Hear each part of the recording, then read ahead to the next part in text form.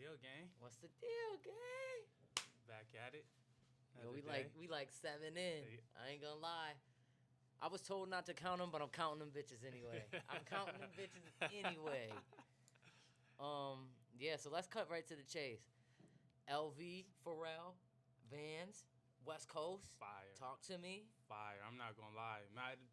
Maybe I'm biased on the West Coast, but honestly, it's a clean silhouette. Like, even if it wasn't an LV Van, I just like that silhouette of shoe.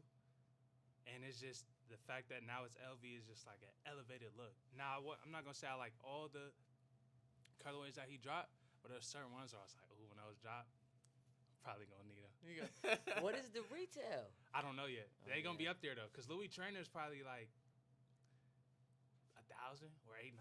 All right, so this is the guess right now. How much are? All right, let's see. Are the LV Pharrell Vans gonna retail? I think they're gonna go for a band and some change, maybe a little bit more, which is crazy to say. I think they're gonna go for 2,900. Yeah, it is LV. Go for 2,900. Yeah. That's my shot. I ain't paying 29 for that. And if they go for like 52 or something, I don't really have an opinion on it. I don't think it's gonna go that high though. It's definitely probably gonna be more than a band, but I don't think 52 though. Maybe between the 2 to 3 range. And then watch it could be less. I just don't think Louis wants a whole bunch of hoodlums in their shit. 1,200 is too accessible to me. For sure. It's too accessible. That's a great point. That is a great point. It's like 2,000 makes you think. Anything like almost 3,000 is like, whoa. Yeah, but you'd be surprised though what niggas try and do to get a pair of shoes though. You want to know why I won't be surprised?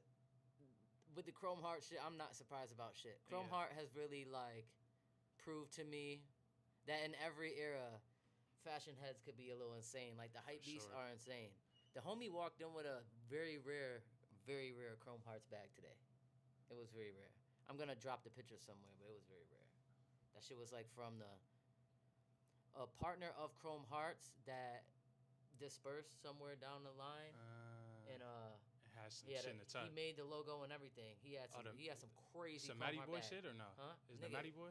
Let me show you actually. I'll show you right now. It's like some crazy shit. The Matty Boy Chrome Heart. This is like unreleased old Chrome shit. I say that to say it's just like I'm never surprised. This bag could probably go for like 20K. No bullshit. Chrome be taxing. They do be taxing. Yeah, they be hitting, especially on bags and jeans. And I'm like, man. I'll show you after this. I gotta show you that shit. One of my clients at work, every time he comes in, he's Chrome head to toe. He was telling me he got some like, cause I was asking him crazy like pieces that he got Chrome wise. He always dripped down Chrome.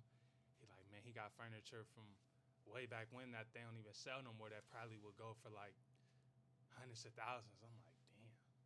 How do you know? Like I said the last time when I went on their website, all they had was fucking trinkets and goblets and fucking ashtrays. How do you know? This is the thing for me. How do you know that it can't be replicated? Like if I saw a doc about art.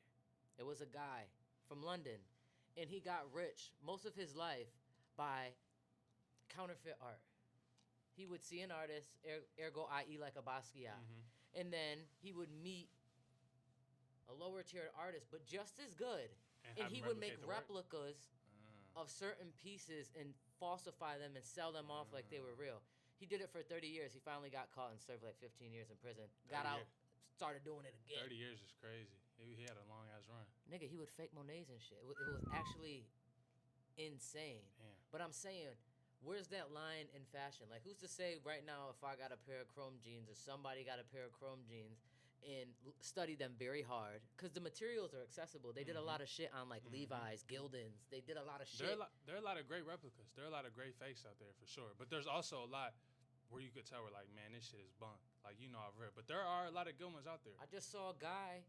I ain't going to say the guy's Instagram because he's known for selling vintage. He's trying to be like the Saks Fifth of vintage. You know, you could do your own Googles. But son got caught selling somebody some fake Chrome jeans for like 17K. And they was foof. And son made a post like, yo, you not gonna give me my money back? And this dude is like super well known, way more than the customer. But I'm like, damn, he really played. And this other dude who bought it, he knows his shit. Like, but I don't know. I think it's very hard to tell. Nah, for sure. But I feel like if you really, because I'm like the resellers out there, and when you try and sell certain pieces, they be like, nah, the stitching's off the box. Like just certain little videos that'll pop up on my gram, and it'll be like from different stores. And I think it was one video I seen some store in Philly. Some dude tried to bring in, I think it was like some Ricks and some other things. He gave him the box and off rip, dude. Before he seen it, say the clothes right there. He seen him. He like off rip like these fake. I'm like damn, like. And then the dude is like how? And then he literally like broke it down. Oh, the stitching, the box color. I'm just like yo. So certain people really know their shit. Yeah. Certain people really like you're not gonna be able to get past them. But the average Joe, if you're not, they not gonna know. They not gonna know. So. You know, just like what Desto Dub shit, off a lot of cough syrup. That's so easy to replicate. So many people are doing it. But I don't know. I mean, when you getting shit copied, isn't that a good thing, though? I think so. Yeah. I think it's very humbling. Yeah. I think it's very humbling when niggas steal your shit because it's sure. like we talked about last podcast, everybody does it. You're not the fucking gold standard. Like, you're not about to make something hot and niggas is going to be like, well, that's hot. And it's making millions on the market. Why would you not copy it? For or if you're a bigger person and you got the money, that's what everybody does. Beat makers, your favorite beat makers did not make that beat. I can promise you. The little homie made that shit, brought it to him, and he put his name on it and put it out. For sure. It's Somebody else made them bones. Yeah, it's a lot of behind the scenes work that we don't see. It's just a name or a brand that gets associated with the final result. But it's a lot of, I wouldn't even say missing, but behind the scenes pieces that help. What? Hell yeah. Sure. I'm one of those behind the scenes pieces to a lot of nigga shit that I'm like, for sure. Do you know how many people come in here and record, and you know how many people tag me? Yeah. Very rare. I get a tag, my friend. But a lot. Niggas is coming in here like, help me, please. But it's like never do I ever expect or feel no type of way when it's like, damn, we made your whole shit happen. You didn't get a tag. You didn't get a tag. But I get a lot of word of mouth referrals. Mm-hmm. Like, yo, who pulled it off? Yeah. Yo, shorty down the block. Yeah. So I get a lot of those. But yeah, niggas in this game, you can't help niggas and expect you're gonna get the credit. Like, that shit ain't how the life works. People be jealous. But speaking of that, especially with the business that you're in and how long you've been in it, how often do you feel that you're in the right mindset? For example, like with people not giving you kudos or whatever the things may be, but how often do you feel like, damn, I'm in the right headspace doing this shit? Damn. I compartmentalize, so it's like, I don't think I have the best work-life balance. Right. You know, I think I've lost the balance in the work life. I feel like I'm always working. But in that same sentiment, I know I'm right where I need to be as far as career and what I'm doing. Because if I had a conversation with myself 3 years ago, I would never think that I would be doing this shit again at this level. Again. Mm-hmm. For other people. Mm-hmm. What? Never. I would have never thought that. I was such in a mindset where Dom Pajon has to get it, has to make it, I gotta sell more fucking t-shirts or make the newest hat or some shit like that. And now I'm actually helping others, and that's fucking crazy to me. So in that regard, I'm in the right mindset, but I am not in the right mindset when I need more work-life balance, like more shit that bring me peace. Like I used to run all the time and read more and drink more tea. I used to be mad into the herbal teas and just mixing shit up and doing mad fly shit like that, going to see a monk and shaman and getting massages. That's real. All that shit out the window, gangster, because I'm trying to build a business. But I have a lofty goal in the business, and that's to be the biggest educational fashion outlet in the world. Mm-hmm. That's a big thing to chew. And people gonna say, oh, yeah, right. I'm like, nigga, it's happening right now. Like, this is proof. Nah, for sure. And every month that we get better and we get more efficient, I think, wow, I'm right where I need to be. I will say on a different note, though, you definitely got to give yourself time and space to relax. Because it's like, not saying if you don't, well, essentially like taking a chill pill at times, because it's like you're going to need to recharge in order to keep going. Because if you drain the battery out, it's going to take longer to recharge versus being 50% and be like, you know what? I gotta chill, but it's difficult though. It's I'm a lot easier 37 miles, like Zay says. I gotta fuck around and find out. Yeah, I gotta fuck around and find out. I gotta fuck around and find out. I am not. I'm not saying chill, but just like give yourself like, I wouldn't even say leeway, but you definitely gotta give yourself your own personal time, however that may look. Yeah, absolutely. I'm going to Santa Barbara this weekend. Me and my honey, and we're gonna go do some Montecito shit. We're gonna go put our feet in the fucking sand. I'm gonna wear linen. Tight. full tight. fit. You know what I'm saying? I'm doing things. I'm Tight. going to have sushi out there, and then I'm coming right back. Tight. But those are the kind of things that bring me peace. I chill with my niece and nephew this weekend, so it'll be the little things that I do try to catch. Nah, but for sure. what about you, gangster? Man, it's been a journey. It's been a journey, but I think honestly just everything that I've been through in life with like family deaths and like personal shit, it just caused my mind to do like a 360 and just think completely different about shit.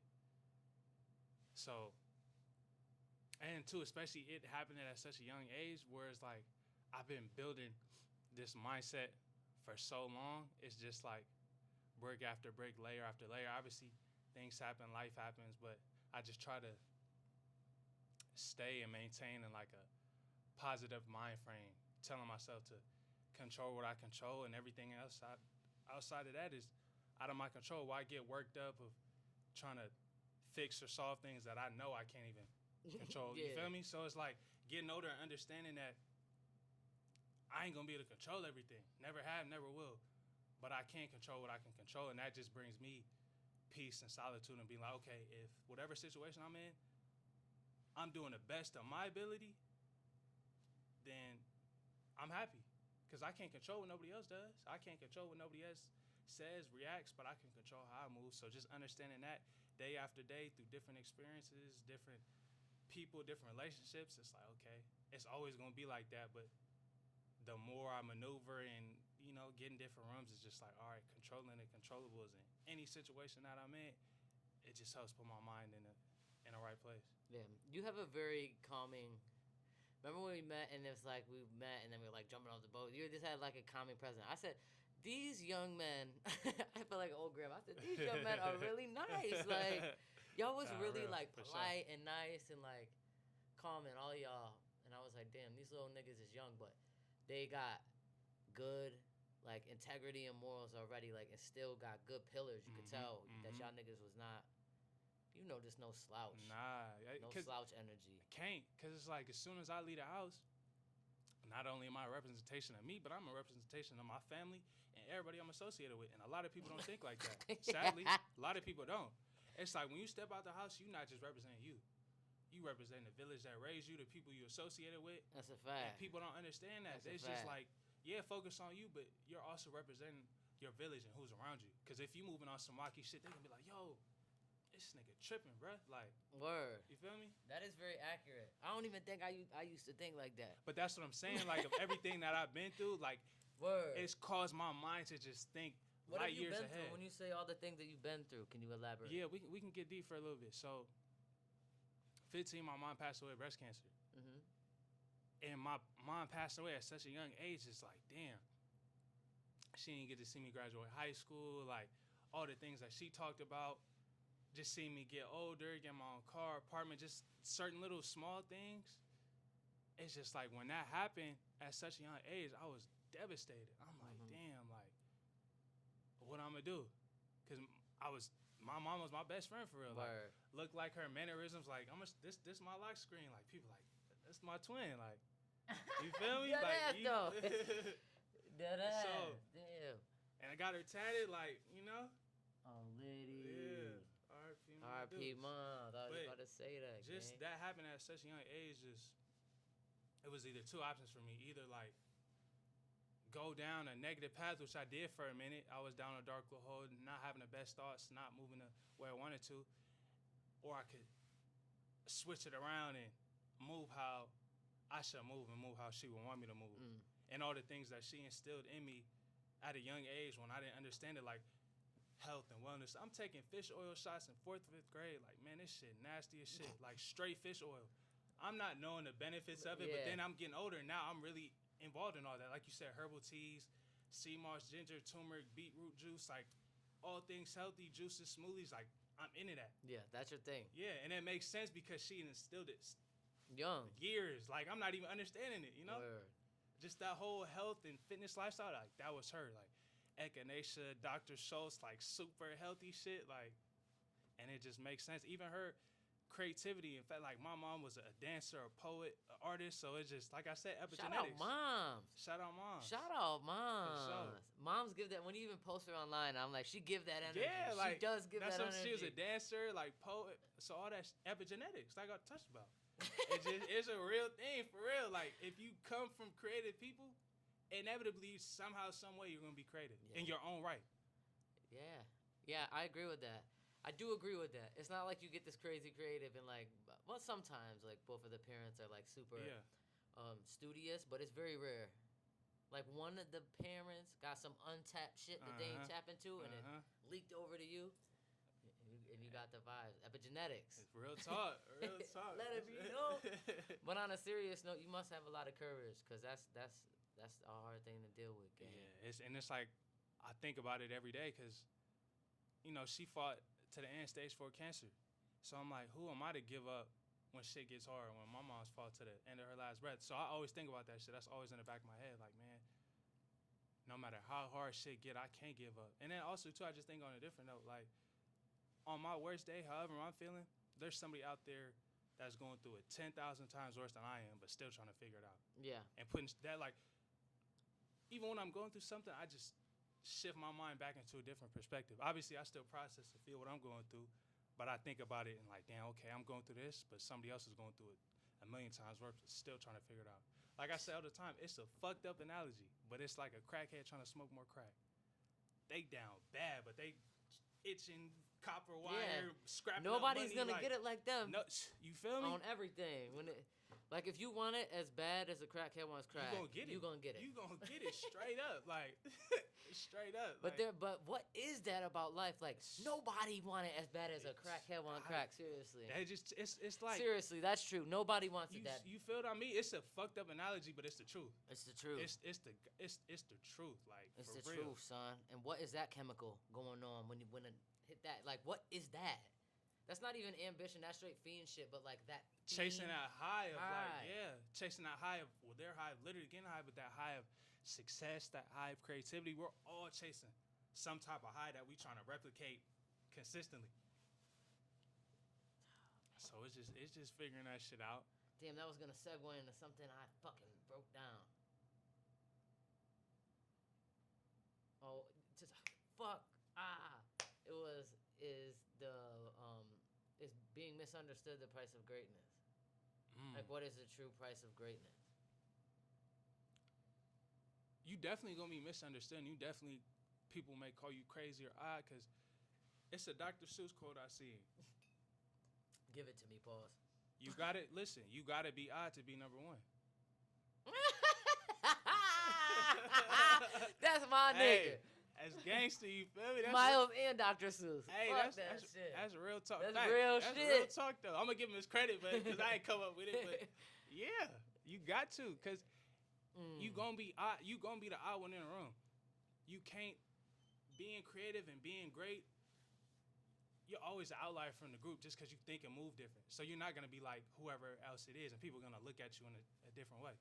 It's true. Being great, I feel like you are misunderstood, and you get glazed. It's a tough place to be when you know you're different from your friends. And like, shout out to all my friends, respectfully, but y'all already know. Since a young lad, I've been like the leader of the clubhouse. Right. If we're doing something, I'm like fucking writing the notes. I'm setting it all up. Like, you know, the captain of like basketball teams and shit. I've always been the person putting shit together. And as I got more better at putting like shit together as far as brands and like actually getting a group together and saying we're gonna host a party and we're gonna do this and then we're just gonna build the brand. I've also seen people glaze me and then not help me. And I had to get real fast with my discernment. Like, nigga, you can't believe everybody who tells you the shit ASAP. Because once you believe it, then you gonna feel like, damn, you don't want to help me, or you don't want to put towards this. You gonna expect something from them. Yeah, you expect what they're telling you. Right. But sometimes everything that a nigga telling you don't add up to the real output that they need to put in that actually proves belief. Like a nigga could tell me I'm great all the time, but if like I do a show and you don't come, you don't think I'm that hot. Right. You know what I'm saying? Or you would be supporting, for sure. helping, extending an arm when I'm in the room, like saying shit in the room, like my name in the room when I'm not there type shit. And people don't do that. So because of that, at times, do you feel like you've ever been lonely in terms of like not feeling support or even just, not even feeling support, so it causing you to be lonely? Like, have you ever felt that way? Fuck yeah, dude.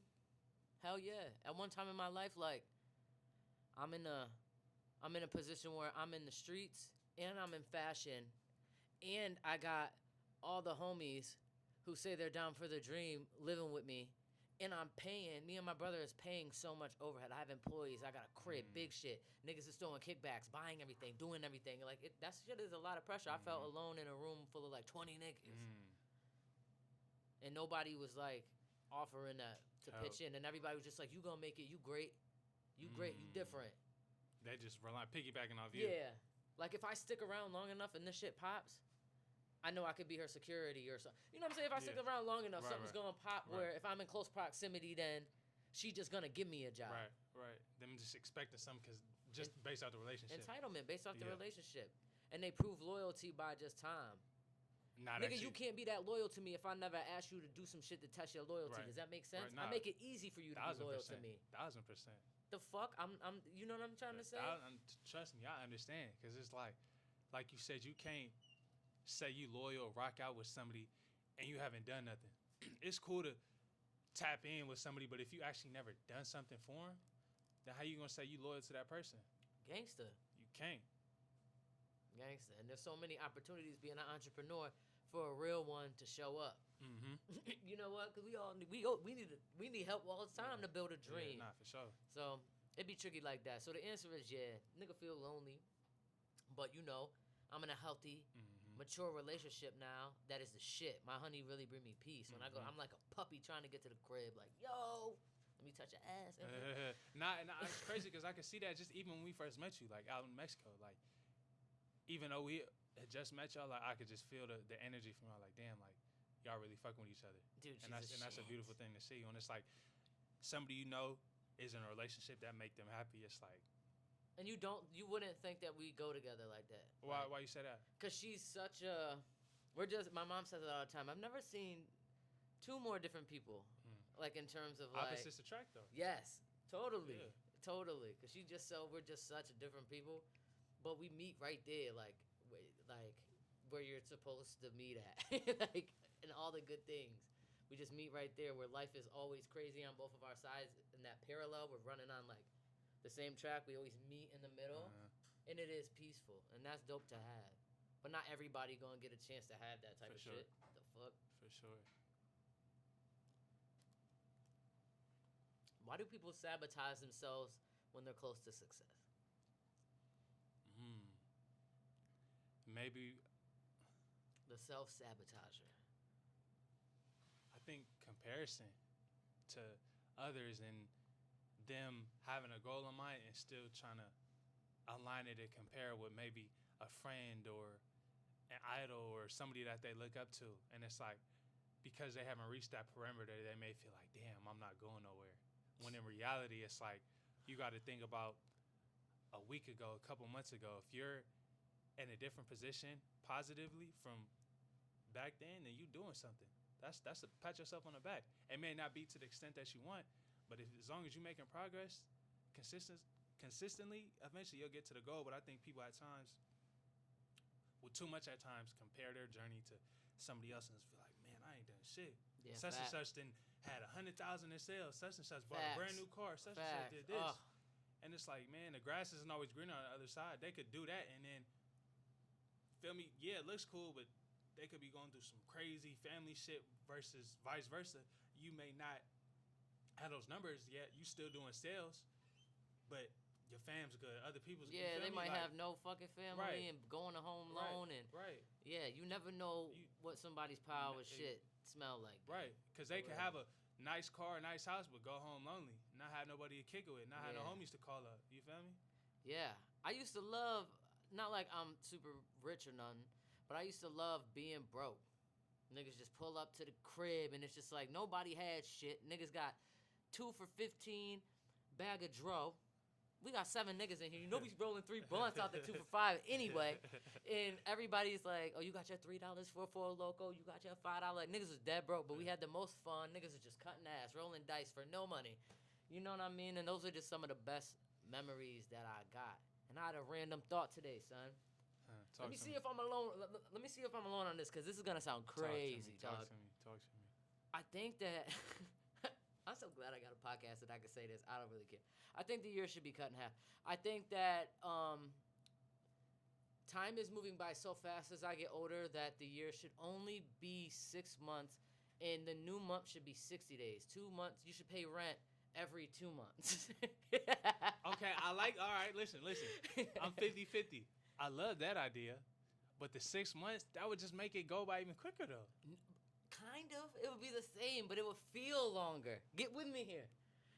So it would be cut. It would be cut from 12 to 6, but you paying rent for 2 months. No, you're only paying for. You're only paying for 1. You're paying your same monthly rent for the 60 days. Just spread out the month and get rid of 6. Oh, so 1 month to 60 days. Yeah. 1 month is 60 days. Yeah, give us a little bit more time. Give us a little bit more Damn, time. but then how are birthdays working? All the Some of you niggas get astrological skipped. signs and all this shit. The How first fuck? 6 months, the first 6 and then the second 6. So 2 years That'd is be really 4. I like the paying rent for 60 days. That's cool. You mad about a birthday? Nah, I mean, Fuck that birthday. I like my birthday. We could save 6 months of rent. Fuck that birthday. You can have it. Hey, that's real. But just think of. It would just change. Do you get what I'm saying? Nah, for sure. You get what I'm saying, y'all, behind the camera? Yeah. All right. Well, I ain't gonna lie to you. how? It seems so logical to me. Cause low-key, a year be feeling like it's not a year sometimes. Like what she's saying, like a half or something. Like it do feel like it was 6 months. My point exactly. So then what about kids? What about them?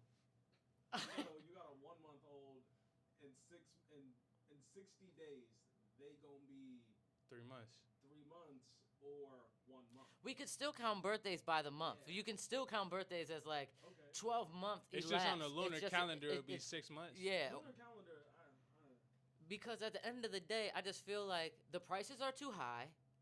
We can't get a fucking word in edgewise. This economy is crazy. I'm like, they gotta slow it down, step it back, make 6 months, give us 60 days to clear all the bills, all the finances, and then there you go. And get rid of the 6 months. Well, they could, but they won't press the button. This is the plan. They print money. I literally don't understand any of this. This is the plan. They print the money. If they want us doing better, they lower the prices. Simple and plain. They want us doing worse, they'll hike them up and print no more money. It's fucked up. Look at COVID. That's a perfect example. When they want y'all niggas to take the immunity shot, then we beat. It's just, it is what it is. I always doing something, but man, let us know what y'all think in the comments about time, about what we should do, and about any other things that we didn't touch upon. If y'all got any questions, comments, concerns, let them, you feel me? Let them roll in the comments, and we definitely, we be checking them out. So, ask some questions, comments, concerns, whatever it may be, and we gonna get with y'all on the next one. Peace.